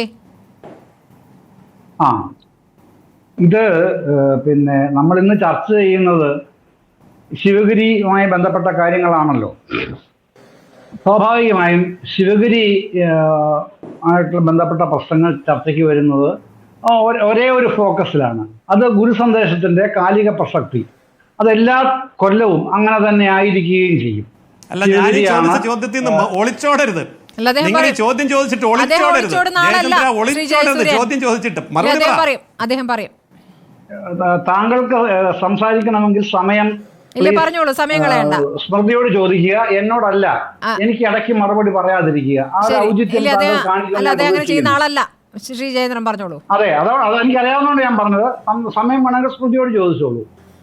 പിന്നെ ഞാൻ ഒരാളുടെ ചോദ്യത്തിൽ നിന്ന് ഒളിച്ചോടുന്ന ഒരു ശീലം എനിക്കില്ല, അതിൻ്റെ ആവശ്യവുമില്ല. താങ്കളുടെ ഈ എല്ലാവരും പറഞ്ഞ കാര്യങ്ങൾക്കാണല്ലോ ഇവിടെ പരസ്പരം ചർച്ചയിൽ പ്രതികരിക്കുന്നത്. ഞാനും അങ്ങനെ തന്നെ. അപ്പോൾ ഇവിടെ ഈ ഗുരുസന്ദേശങ്ങളുടെ പ്രസക്തിയാണ് ഇന്ന് മുഖ്യമന്ത്രി അദ്ദേഹത്തിൻ്റെ ഉദ്ഘാടന പ്രസംഗത്തിൽ നിർവഹിച്ചത്. അതിനു മുമ്പ് പിന്നെ ട്രസ്റ്റിൻ്റെ പ്രസിഡന്റ് സച്ചിദാനന്ദ സ്വാമി അദ്ദേഹത്തിൻ്റെ അഭിപ്രായം പറഞ്ഞു. അതിനെ സംബന്ധിച്ചാണ് ശ്രീകുമാർ പറഞ്ഞത്. അതിനോട് അദ്ദേഹം യോജിക്കുന്നില്ല എന്ന്. അപ്പോൾ ഈ പിന്നെ ശിവഗിരി തീർത്ഥാടന കാലത്ത് ഗുരുസന്ദേശത്തിൻ്റെ പ്രസക്തിയാണ് ചർച്ച ചെയ്യുന്നത്. അവിടെയും അതെ, ഈ ചർച്ചയിലും അതെ. അപ്പോൾ അദ്ദേഹത്തിന് അതിൽ യോജിപ്പില്ലെങ്കിൽ അതിനെ മനസ്സിലാക്കാവുന്ന സാമാന്യമായ ഒരർത്ഥം എന്ന് പറയുന്നത്, സ്വാമി സച്ചിദാനന്ദ എന്ന് പറയുന്ന സന്യാസി, അദ്ദേഹം പിന്നെ ശിവഗിരി മഠത്തിൻ്റെ പ്രസിഡന്റാണ്, ആ ട്രസ്റ്റിൻ്റെ പ്രസിഡന്റാണ്. അദ്ദേഹം ഉന്നയിക്കുന്ന ആശയഗതിയോടാണ് താങ്കൾക്ക് എതിർപ്പ് എന്നാണ് സാമാന്യമായി എനിക്ക് മനസ്സിലായത്. ആ ആശയഗതിയോടുള്ള എതിർപ്പിനെ സംബന്ധിച്ച് ഇവിടെ നമുക്ക് വിസ്തരിച്ച് സാധ്യതയില്ലാത്തതുകൊണ്ട് ഒരിക്കലുമല്ല. ഞാൻ താങ്കളോടല്ല ജയസൂര്യൻ പറഞ്ഞത്, ഞാൻ ശ്രീകുമാറിന്റെ പിന്നെ അഭിപ്രായത്തിലാണ് മറുപടി പറയുന്നത്. ശരി. ഞാൻ താങ്കളുടെ കാര്യത്തിൽ താങ്കളോടല്ല ഞാൻ പറഞ്ഞത് മറുപടി, ശ്രീകുമാർ പറഞ്ഞ അഭിപ്രായത്തിലാണ് ഞാൻ പറഞ്ഞത്. ആണ്. അപ്പൊ ഇതിൽ പിന്നെ സമീപകാലത്ത് തന്നെ ഒരുപാട് പുറകോട്ടൊന്നും പോകാതെ തന്നെ സ്ത്രീകൾക്ക് മാറ് മുഴുവൻ മറയ്ക്കാതെ, ബ്ലൗസ് ഇടുമായിരുന്നു, പക്ഷെ മാറ് മുഴുവൻ പിന്നെ മറയ്ക്കാതെ ക്ഷേത്രത്തിന്റെ ഉള്ളിൽ പ്രവേശിക്കാൻ അനുവാദം ഉണ്ടായിരുന്നുള്ളൂ. അങ്ങനത്തെ കാലഘട്ടം ഉണ്ടായിരുന്നത് നമ്മൾ ഈ ചർച്ചയിലുള്ള എല്ലാവരും ഓർമ്മിക്കും എന്ന് ഞാൻ വിചാരിക്കുന്നു. പല സ്ഥലങ്ങളിലും, പല ക്ഷേത്രാങ്കണങ്ങളിലും, ക്ഷേത്രത്തിന്റെ അകത്ത് ബലപ്രയോഗം നടത്തി തന്നെ സ്ത്രീകളെ മറച്ച് കയറ്റിയിട്ടുണ്ട്. ഞാൻ കയറ്റിയിട്ടുണ്ട്. അതുകൊണ്ട് ഞാൻ പറഞ്ഞു, ആ സമരത്തിന് ഞാൻ സാക്ഷ്യം വഹിക്കുക മാത്രമല്ല പങ്കെടുക്കുകയും ചെയ്തിട്ടുണ്ട്. നിങ്ങൾ മറച്ച് കയറിയതിലൂടെ എന്ത് സംഭവിക്കും എന്ന് കാണണം, തൻ്റെ ഉള്ളം വാടാ എന്ന് വെല്ലുവിളിച്ചിട്ടുണ്ട് ഞാൻ. അത് ചെയ്യേണ്ട കാലഘട്ടത്തിൽ ചെയ്തു പോയിട്ടുണ്ട്. അത് ചെയ്യുന്ന കാര്യമാണ്. അതിൻ്റെ അകത്ത് ഒരു മനസ്താപം പോലും ഇല്ല. ചെയ്യേണ്ടതായിരുന്നു തന്നെയാണ് തോന്നുന്നത്. ഇപ്പോൾ ഈ പൂണൂല് അങ്ങനെയല്ല. എത്രയോ പേര് പൂണൂൽ ധരിക്കുന്നു. പൂണൂല് ഫാഷൻ ധരിക്കുന്ന ആൾക്കാരുണ്ടായിരിക്കാം, ആചാരത്തിന്റെ ഭാഗമായി ധരിക്കുന്നവരുണ്ടായിരിക്കാം, പിന്നെ വിശ്വാസത്തിന്റെ ഭാഗമായിട്ടോ തങ്ങളെന്തോ ദിവ്യ പരിവേഷമുള്ളവരാണ് തെറ്റിദ്ധാരണയിലൊക്കെ ധരിക്കുന്നവരുണ്ടായിരിക്കാം. അതുകൊണ്ട് പൂണൂലിന് എന്തെങ്കിലും ദിവ്യത്വം കൽപ്പിക്കുന്ന ആരാണെങ്കിലും ശരി, അത് പിന്നെ യഥാർത്ഥമെന്ന് മാത്രമല്ല അബദ്ധജീഡിതവുമാണ് എൻ്റെ അഭിപ്രായത്തിൽ. അതെൻ്റെ അഭിപ്രായമാണ് ഞാൻ പറയുന്നത്. അത് ശ്രീകുമാർ പറഞ്ഞാലും ആര് പറഞ്ഞാലും ഞാൻ അങ്ങനെ കരുതും. പിന്നെ ഞാൻ നിങ്ങൾ ഈ പറയുന്ന മഹത്തായ പിന്നെ സനാതന ധർമ്മത്തിൻ്റെ ഒരു പിന്നെ പതാകവാഹകനോ ഒരു അഡ്മയറോ പോലും അല്ല. കാര്യം അത്ര ഒരു സാധനം എൻ്റെ വായനയിൽ ഞാൻ എവിടെയും കണ്ടിട്ടില്ല. ജയസൂര്യൻ പറയുക, നിങ്ങളാണല്ലോ ഇതിൻ്റെ എല്ലാം കുത്തകയുള്ള ആൾക്കാർ, ആധ്യാത്മികതയുടെ എല്ലാം കുത്തക. ഈ പിന്നെ അറിയാവുന്ന വേദങ്ങൾ ഋഗ്വേദം മുതൽ ഇങ്ങോട്ടുണ്ടല്ലോ. ഏത് വേദത്തിലാണ് ഹിന്ദു എന്നൊരു മതത്തിനെ കുറിച്ചോ സനാതന ധർമ്മം എന്നൊരു ധർമ്മത്തെക്കുറിച്ചോ പറയുന്നത് ഒന്ന് വ്യക്തമാക്കി തന്നാൽ എനിക്ക് വലിയ ഉപകാരമായിരുന്നു. എനിക്കത് പഠിക്കുകയും ചെയ്യാം, ബാക്കിയുള്ളവർക്ക് പറഞ്ഞു കൊടുക്കുകയും ചെയ്യാം, ആവശ്യമുള്ളവർക്ക്. ഞാൻ എവിടെയും കണ്ടിട്ടില്ല എൻ്റെ വായനയിൽ ഉടനീളം ഇങ്ങനെ ഹിന്ദു എന്നൊരു മതത്തെക്കുറിച്ചോ സനാതന ധർമ്മം എന്നൊരു ധർമ്മം എവിടെയെങ്കിലും ഉണ്ടായിരുന്നതായിട്ടോ. ചാതുർവർണ്ണയൊക്കെ വായിച്ചിട്ടുണ്ട്, പഠിച്ചിട്ടുമുണ്ട്. പക്ഷേ ഈ പറയുന്ന സാധനം ഞാൻ എവിടെയും കണ്ടിട്ടില്ല. അത് പക്ഷേ ഉണ്ടാക്കി വെച്ചത് ആരാന്നറിയാമോ? ഇതെല്ലാം ഉണ്ടാക്കി വെക്കുന്ന ഓരോ കാലഘട്ടത്തിലാണല്ലോ. കാലഘട്ടങ്ങളുടെ രാഷ്ട്രീയ ആവശ്യമായിരുന്നു, അല്ലെങ്കിൽ ഭരണപരമായ ആവശ്യങ്ങളായിരുന്നു ഇത്തരത്തിലുള്ള ഓരോ നിർമ്മിതികളും. അതങ്ങനെ ചരിത്രത്തിൽ എവിടെയും പരിശോധിച്ചാൽ കാണും. ശരി, അതില്ലാതൊന്നും പോവുകയോ ഒന്നുമില്ല. അത് പിന്നെ ഒരു കാര്യം വിസ്തരിച്ച് പറയാൻ ഇവിടെ സമയമില്ലാത്തതുകൊണ്ട് ഞാൻ ചുരുക്കുന്നത് കേട്ടോ. അതൊരു കാര്യം. പിന്നെ ശ്രീനാരായണ ഗുരു ഈ പാരമ്പര്യവാദിയാണെന്ന് വരുത്താനോ അല്ലെങ്കിൽ അങ്ങനെ സമർത്ഥിക്കാനാണോ ആണ് താങ്കളുടെ ശ്രമമെങ്കിൽ മനസ്സിലാക്കിക്കോളൂ, ശ്രീനാരായണ ഗുരു അടിമുടി വിഗ്രഹപഞ്ചകനായിരുന്നു. ഒരു സംശയവും ഇല്ലാതെ പറയാൻ പറ്റും. അടിമുടി അദ്ദേഹം വിഗ്രഹപഞ്ചകനായിരുന്നു. ഏത് വിഗ്രഹത്തിനെയാണ് ഭഞ്ജിച്ചത്? ഹൈന്ദവ സമൂഹത്തിലെ മേൽക്കോയ്മ ബിംബങ്ങളെ, മേൽക്കോയ്മ വിഗ്രഹങ്ങളെ ആണ് നിരന്തരം അദ്ദേഹം ഭഞ്ജിച്ചത്. അതുകൊണ്ടാണല്ലോ താൻ ഈഴവശിവനെയാണ് പ്രതിഷ്ഠിച്ചത് എന്ന് അന്തസ്സായി പരസ്യമായി പറഞ്ഞത് സമൂഹത്തിന്റെ മുഖത്ത് നോക്കി. അതാണ് വിഗ്രഹ പഞ്ചകത്വം എന്ന് പറയുന്നത്. അങ്ങനെ ഇന്നലെ ശ്രീനാരായണ ഗുരുവിനെ താങ്കൾ അങ്ങ് വാഴ്ത്തിപ്പാടാൻ ശ്രമിക്കുന്നു. എങ്ങനെ? അദ്ദേഹം ഹൈന്ദവനായിരുന്നു, സന്യാസിയായിരുന്നു, പിന്നെ ദൈവാരാധനയുടെ ആളായിരുന്നു, കാഷായത്തിന്റെ ആളായിരുന്നു. ഇതൊക്കെ ഞാൻ അതാ പറഞ്ഞത്, എത്രമേൽ തുച്ഛമാണ് താങ്കളുടെ ഇത്തരത്തിലുള്ള ഈ പിന്നെ പറയുന്നതിൽ എനിക്ക് ഖേദമുണ്ടെങ്കിലും കുണ്ഠിതമുണ്ട് എന്ന് തന്നെ പറഞ്ഞാലും എത്രമേൽ ഈ മോശപ്പെട്ട ഒരു ഒരു ഒരു ഒരു ചിത്രീകരണമാണ് നാരായണ ഗുരുവിനെ പോലുള്ള ഒരു വലിയ മഹാമനീഷിയെ, അതുപോലെ തന്നെ ഒരു സാമൂഹ്യ പരിഷ്കർത്താവെ അദ്ദേഹത്തെ ചുരുക്കി കെട്ടാനുള്ള ആ ഒരു പാഴ്വേല. അദ്ദേഹം ഒരു സാമൂഹ്യ പരിഷ്കർത്താവ് മാത്രമായിരുന്നില്ലെന്നേ. അദ്ദേഹം യഥാർത്ഥത്തിൽ സമൂഹത്തിലെ സമൂഹത്തിന് നേതൃത്വം കൊടുത്ത, ആത്മീയമായ നേതൃത്വം കൊടുത്ത വിഗ്രഹഭഞ്ജകൻ തന്നെയായിരുന്നു. ശരി, നമ്മുടെ സമയക്കുറവുള്ളതുകൊണ്ടാണ് എനിക്ക് ശ്യാമിലേക്ക് കൂടി പോകണം. ഇടവേളയ്ക്ക് ശ്രീ ശ്യാംകുമാർ, ആത്യന്തികമായി ഈ പിണറായി വിജയന്റെ പ്രസംഗം, അതിനെ വിമർശിച്ചുകൊണ്ട് വി മുരളീധരൻ വന്നത് ഒക്കെ പരിശോധിച്ചു നോക്കുമ്പോൾ ഈ വോട്ട് രാഷ്ട്രീയത്തിലേക്ക് തന്നെയല്ലേ കാര്യങ്ങൾ എത്തുന്നത്? യഥാർത്ഥത്തിൽ ഈഴവ വോട്ടുകൾ LDFന് ലഭിച്ചിരുന്ന, CPMന് ലഭിച്ചിരുന്ന വോട്ടുകൾ വലിയ തോതിൽ BJPയിലേക്ക് പോയി എന്നുള്ളതാണ് കഴിഞ്ഞ തെരഞ്ഞെടുപ്പുകളിൽ കണ്ടത്, കഴിഞ്ഞ ലോക്സഭാ തെരഞ്ഞെടുപ്പിൽ. അപ്പോൾ അത് തിരിച്ചുപിടിക്കുക എന്നൊരു ഉദ്ദേശം കൂടി CPMന് ഗൗരവത്തിൽ തന്നെയുണ്ട്. അതിനുള്ള ശ്രമങ്ങൾ ഒരു വശത്ത് നടക്കുന്നുണ്ട്. അതിനൊരു തുടർച്ചയായിട്ട് ഈ പ്രസംഗത്തെ കാണാമോ? ശ്യാംകുമാർ. ഇല്ല, അങ്ങനെ കാണാൻ കഴിയില്ല. കാരണം അങ്ങനെ ഉണ്ടെങ്കിൽ അദ്ദേഹം ഇക്കാര്യം മിണ്ടാതിരിക്കുകയല്ലേ വേണ്ടത്. കാരണം വിശ്വാസികൾ ധാരാളമുണ്ട്, വിശ്വാസത്തെ സംബന്ധിച്ച് വിമർശനമുള്ളവരുണ്ട്. അതുകൊണ്ട് ഇത്തരം ഒരു അഭിപ്രായം പറയാതിരിക്കുന്നതെന്ന് ഒഴിഞ്ഞു നിൽക്കുകയാണ് യഥാർത്ഥത്തിൽ പിണറായി വിജയൻ ചെയ്യേണ്ടത്. അദ്ദേഹം ഇത് ചെയ്തില്ല എന്ന് മാത്രമല്ല, വസ്തുനിഷ്ഠമായി കാര്യങ്ങൾ ഗുരുവിനെ മനസ്സിലാക്കിക്കൊണ്ട്, ഗുരുവിന്റെ ദർശനങ്ങളെ ആഴത്തിൽ മനസ്സിലാക്കിക്കൊണ്ട് ആണ് അദ്ദേഹം പ്രഭാഷണം നടത്തിയിരിക്കുന്നത്. ആ പ്രഭാഷണത്തിലെ ഓരോ വരികളും ചരിത്രപരവും വസ്തുനിഷ്ഠവുമാണ്. അതിലേക്ക് വരുന്നതിന് രണ്ട് മൂന്ന് ചോദ്യങ്ങൾ മാത്രം പറഞ്ഞുകൊണ്ട് ഞാൻ വളരെ പെട്ടെന്ന് എൻ്റെ ഈ സംഭാഷണം അവസാനിപ്പിക്കും. അതിലൊന്ന്, എന്നാണ് എല്ലാവരും പൂണൂലിടാൻ തുടങ്ങിയത്? ഇപ്പൊ എല്ലാവരും പൂണൂലിടുന്നൊക്കെയാണല്ലോ പറയുന്നത്. എന്ന് മുതലാണ് എല്ലാവരും പൂണൂലിടാൻ തുടങ്ങിയത്? വ്യവഹാരമാല എന്ന് പറയുന്ന മധ്യകാല കേരളീയ സ്മൃതി ഗ്രന്ഥത്തിൽ പറയുന്നത് പൂണൂല് വിട്ട് ബ്രാഹ്മണനെ പോലെ നടക്കുന്നവന് തക്ക ശിക്ഷ കൊടുക്കണമെന്നാണ് വ്യവഹാരമാല എന്ന് പറയുന്ന സ്മൃതി ഗ്രന്ഥത്തിൽ പറയുന്നത്. രണ്ടാമത്തത്, അന്ധവിശ്വാസ ബില്ല് കൊണ്ടുവന്നില്ല എന്ന് പറയുന്നുണ്ടല്ലോ. അന്ധവിശ്വാസ ബില്ല് കൊണ്ടുവന്നില്ല എന്ന് വിലപിക്കുന്നവരാണ് സ്ത്രീകൾ ശബരിമലയിൽ കയറിയാൽ ശിക്ഷ നടപ്പാക്കുന്ന ബില്ല് കൊണ്ടുവന്നത്. സ്ത്രീകൾ ശബരിമലയിൽ കയറിയാൽ അവർക്ക് കഠിന ശിക്ഷ കൊണ്ടുവരാൻ ബില്ല് കൊണ്ടുവന്നവരാണ് അന്ധവിശ്വാസ ബില്ല് കൊണ്ടുവന്നില്ലേ എന്ന് വിലപിക്കുന്നത് എന്നുള്ള കാര്യം. രണ്ട്, ഇവിടെ 3 ചരിത്രപരമായ തെറ്റായ പരാമർശങ്ങൾ ഉണ്ടായിട്ടുണ്ട്. ഒന്ന്, ഏകം സദ്വിപ്ര ബഹുധാ വദന്തിയുടെ മലയാള സാരാംശമാണ് ഗുരുവിന്റെ പലമത സാരവും ഏകം എന്ന് പറയും. എന്തൊരു വസ്തുതാവിരുദ്ധമായ വാദമാണ്. യഥാർത്ഥത്തിൽ യമൻ, മാതരിശ്വാവ് തുടങ്ങിയ ധാരാളം വൈദിക ദേവതകളുടെ ഒരു ഗണമുണ്ടായി വന്നപ്പോൾ ആ മനുഷ്യരെയെല്ലാം ഒത്തൊരുമിപ്പിക്കാൻ വേണ്ടി വൈദിക ഋഷികൾ ആ ഗോത്രകലാപം ഉണ്ടാക്കാൻ വേണ്ടി കൊണ്ടുവന്നൊരു മന്ത്രം മാത്രമാണ് ഏകം സത് വിപ്ര. വിപ്രനോടാ പറയുന്നത്, ബ്രാഹ്മണനോടാ പറയുന്നത്, എല്ലാ മനുഷ്യരോടും അല്ല. ഈ ഋഗ്വേദത്തിൽ തന്നെയാണ് പറയുന്നത് ചാതുർവർണ്ണ്യത്തെ സ്ഥാപിക്കുന്നതിനായിട്ടുള്ള പുരുഷ സൂക്തം അടങ്ങിയിരിക്കുന്നത്. ബ്രാഹ്മണോസ്യ മുഖമാസീത് എന്ന് പറയുന്ന പുരുഷ സൂക്തങ്ങൾ അടങ്ങിയിരിക്കുന്നത്, ഈ പുരുഷ സൂക്തം അടങ്ങിയത് ഈ ഋഗ്വേദത്തിലാണ്. രണ്ട്, ബ്രാഹ്മണൻ എന്ന് പറഞ്ഞ ഇന്റലക്ച്വൽ ആണെന്നൊക്കെയാണ് വ്യാഖ്യാനിക്കുന്നത്. 21-ാം നൂറ്റാണ്ടിലിരുന്ന് ഇമാതിരി അസംബന്ധം പറയാൻ ബുദ്ധിശൂന്യന് മാത്രമേ കഴിയത്തുള്ളൂ. ഏത് സനാതന ധർമ്മം, കോട്ടാൻകോട്ട് സനാതന ധർമ്മത്തിന്റെ ഏത് ഗ്രന്ഥത്തിലാണ് ബ്രാഹ്മണൻ എന്ന് പറഞ്ഞ ഇന്റലക്ച്വൽ ആണെന്ന് പറയുന്നത്? ഇത് ചരിത്രപരമായി ഒരു തെളിവില്ലാതെയാണ് ഇത് പറയുന്നത്. രണ്ടാമത്തെ പ്രശ്നം, വ്യാസൻ മുക്കുവനാണ്. വ്യാസന്റെ എന്തായാലും ബ്രഹ്മജ്ഞാനേന ഇതി ബ്രാഹ്മണ ഏത് ഗ്രന്ഥത്തിലാണ് പറയുന്നത്? ആ ഗ്രന്ഥത്തിന്റെ പേരെന്ന് പറയാമോ? ബ്രഹ്മജ്ഞാനേത് ബ്രാഹ്മണ എന്ന് പറയുന്ന ഗ്രന്ഥം ഒന്ന് ഉദ്ധരിക്കാമോ ഇവിടെ? രണ്ട്, ഞാൻ എന്റെ വാദങ്ങൾ പറഞ്ഞോട്ടെ. വ്യാസൻ മുക്കുവനാണെന്നാ പറയുന്നത്. വ്യാസൻ മുക്കുവനാണെന്ന് പറയുന്നു. ഏത് ഗ്രന്ഥത്തിലാണ് വ്യാസൻ മുക്കുവനാണെന്ന് പറയുന്നത്? ഒരു പരാശരൻ എന്ന് പറയുന്ന ബ്രാഹ്മണന് സത്യവതി എന്ന് പറയുന്ന അപ്സര സ്ത്രീക്കുണ്ടായ മകളാണ് സത്യവതി. അങ്ങനെയുള്ള വ്യാസൻ എങ്ങനെയാണ് ദളിതനും മുക്കുവനുമാകുന്നത്? രണ്ടാമത്തെ, വാൽമീകി കാട്ടാളനാണെന്നാ പറയുന്നത്. വാൽമീകി രാമായണത്തിൽ തന്നെ പറയുന്നു ഞാൻ പ്രജേതസിന്റെ പുത്രനാണെന്ന് പറയുന്നു. സംസ്കൃതത്തിൽ രചിക്കപ്പെട്ട അധ്യാത്മരാമായണത്തിൽ വാൽമീകിയുടെ തന്നെ വചനമുണ്ട്. അതിൽ പറയുന്നത് ഞാൻ ജന്മം കൊണ്ട് ബ്രാഹ്മണനായവനാണ് എന്ന് വളരെ വ്യക്തമായിട്ട് വാൽമീകി തന്റെ സംസ്കൃതത്തിൽ രചിക്കപ്പെട്ട അധ്യാത്മരാമായണത്തിൽ പറയുന്നു. അങ്ങനെ ഇവിടെ ഹിന്ദുത്വവാദികൾ പറഞ്ഞ് നമുക്ക് സമയക്കുറവുള്ളതുകൊണ്ടാണ് താങ്കൾക്ക് ഇതിൽ അഗാധമായ വിവരമുണ്ട്, ധാരണയുണ്ടെന്ന് അറിയാം. നമുക്ക് ഈ ചർച്ച ഏതായാലും ഇന്നത്തെ ചർച്ച എവിടെ അവസാനിക്കുന്നുള്ളൂ. ശ്രീ എൻ ശ്രീകുമാറിലേക്ക് കൂടി പോകാൻ സമയമുണ്ട് എന്ന് തോന്നുന്നു എനിക്ക്.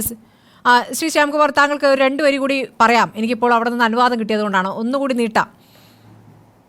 നാളെ ഞാൻ പറയാൻ വന്നത്, നാളെ ഇനിയിപ്പോൾ കോൺഗ്രസ് നേതാക്കളും പങ്കെടുക്കാൻ പോകുന്നു ശിവഗിരിയിൽ. കോൺഗ്രസിൽ നിന്നുള്ള പ്രതികരണങ്ങളും നമുക്കുണ്ടാകുമെന്ന് പ്രതീക്ഷിക്കാം നാളെ. ശ്രീ ശ്യാംകുമാർ പറഞ്ഞോളൂ.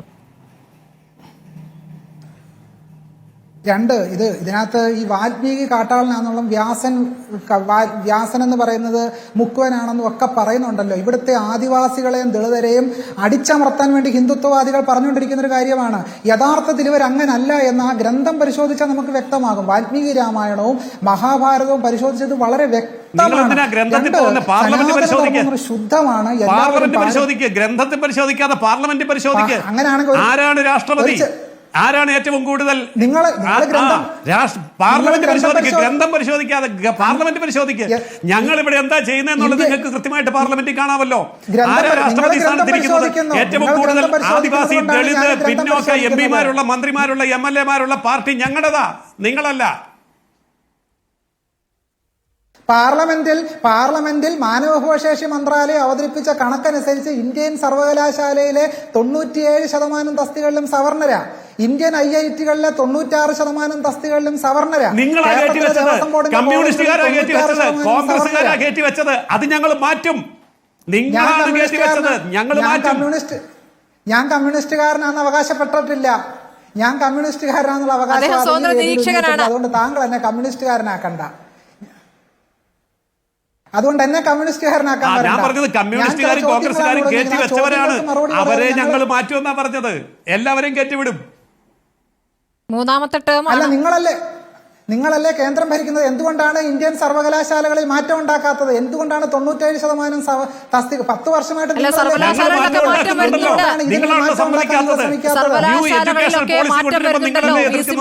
വരുന്നവരുടെ പ്രതികരണങ്ങളൊക്കെ നമ്മൾ പല ഘട്ടങ്ങളിൽ ചർച്ചയ്ക്ക് തന്നെ എടുത്തതാണല്ലോ.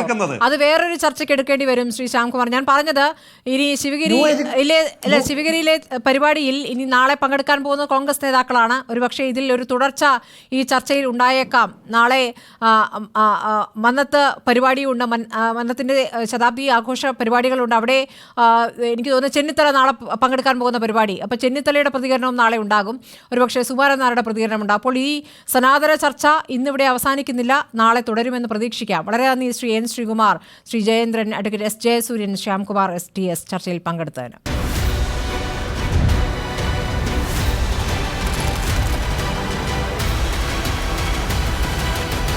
ഡിബേറ്റ് വിത്ത് സ്മൃതി പരുത്തിക്കാട്.